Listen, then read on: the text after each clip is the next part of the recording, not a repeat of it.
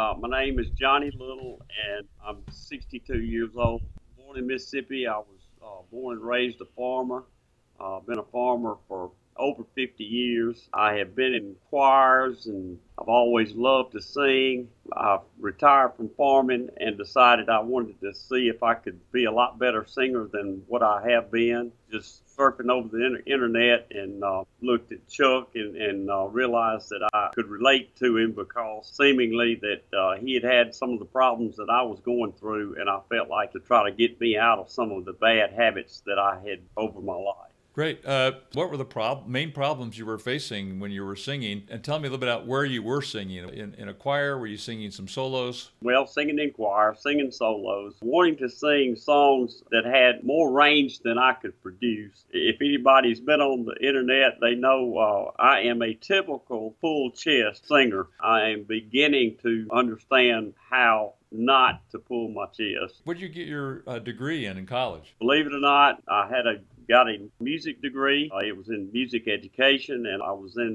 played the trumpet. I was going to be a band director when I finished, and after I did my practice teaching, I decided to go back to farming. Well, how in the world did you end up singing then? Singing has always been easy for me. Singing to me is just an extension of my emotions and feelings, and it's a way that I can relate with other people. My voice won't do what I want it to do, but I do have the ability for other people to connect with me and can feel what I'm feeling when I sing. So when you say you were pulled chest, what does that mean? What actually happened when you were singing? Once I got up to my break, I would completely close my throat off. I was trying to continue to sing the same way in my lower register, in my higher register. Now I know that's pretty well impossible. Now I realize before you can get in the head voice, your throat, if it's like this, you're not going to make it.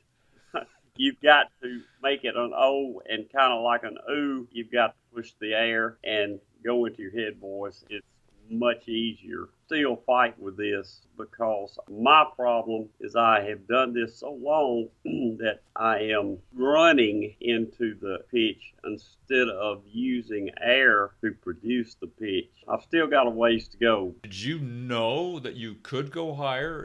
I felt like I should be able to, but it was just hopeless. One of the inventors said that it's a futile effort if you try to do something the same way 40 million times and think that you're going to come up with something different. It's never going to happen. Back when I was in college, we didn't have the internet. We didn't have so many people. And I knew that there should be some way that I could be taught to go higher than had been able to. And I wanted to.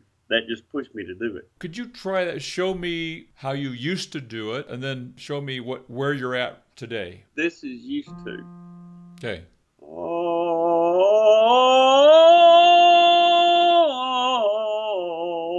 right, go up to the next one.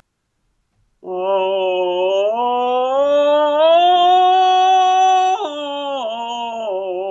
right. Now, let's try it kind of where you're at today.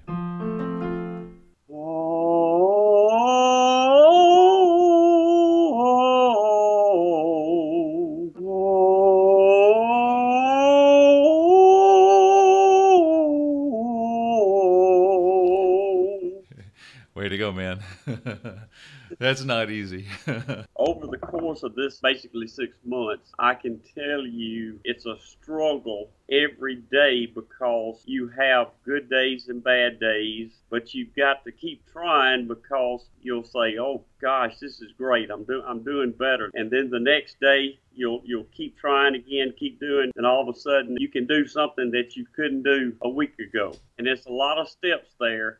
And you're going to take 2 or 3 and down 1 and back up 3 or 4, but you've just got to keep going and keep yourself motivated. These things that you teach, it takes a while to settle your larynx down for you to be able to start that pitch with some breath, just pulling your stomach in at your belly button. That's one of the main things. You've got to start with air and not grasping it in your throat.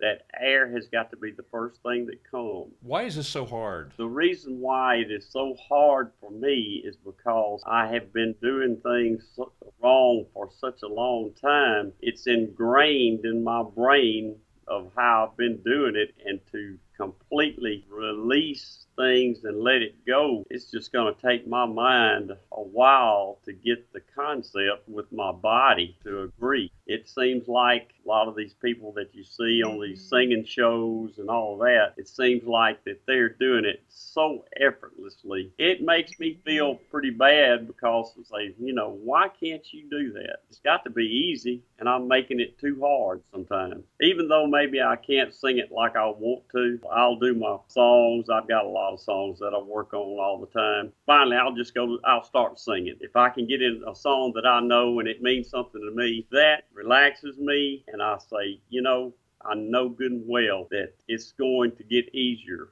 and I'm going to be able to do this song, and some folks are going to be excited and want to hear me sing it again. Just for somebody to really want to hear me sing, that is great for me. What progress have you seen in your songs? My pitch is better. My tone is better all around. I can hear in myself the difference between strained sounds, and that's the type singing that you hear on the radio, that it's not pulled, it's not strained. That's what I'm working for. Is it feeling different to you? What's the feeling like compared to before? When I do it right, it's very easy. It's just like this song that I'm going to do in church one day. I have realized I've been working so hard on it the last couple of days, and I have realized those high parts I'm working down in my chest voice. When it modulates and goes up into the head voice, you've just got to relax with your diaphragm, and you send that air up through there. You don't have to do all this. Any advice for somebody fighting this same challenge? One of the main enemies of making progress is volume. That singing loud, that increases all of the tension. You've got to start off soft and realize where your breath's coming from, and just starting some of these exercises, just moving up and down the scales, feeling your body. That's everything to me. I know this is what's helped me. If I start off pretty loud, I'll soften up a lot and try to get it just air. And even though you go up higher, try not to get any louder, doing it all at the same level and keeping the air moving. That teaches you so much. Would you say you have a loud voice? Yes, I have a very loud voice, and I know that. And it's because how I have gotten a tone to come out. Like I told you, in a choir, and they can really sing really soft, and I stick out, and it kind of embarrasses me to try to sing with them. But I'm getting better. I'm a lot better now than I was 6 months ago. Didn't you say that one time somebody turned around and said something to you? Not once, but twice. What did they say? Shh, you need to go down. But you came back for more, right? You came back Yeah, again. yeah. Has anybody noticed that you're doing a little bit softer? They hadn't said anything. I want to ask them a little bit sometime. All right, so just last question, Johnny. What does singing mean to you? Well, it's hard to put into words what it means to me, because the man upstairs, I see, has given me this talent, and especially most of my life I've done singing in church. And the songs mean so much to me, and it's just a way that I can connect with other people to try to show them what my faith means to me in a church setting, or even if I was to sing a secular song, if I feel that song, it means so much to me. It's just a part of me singing. Just, I don't know how to explain it. I really don't. He gave me the want to sing.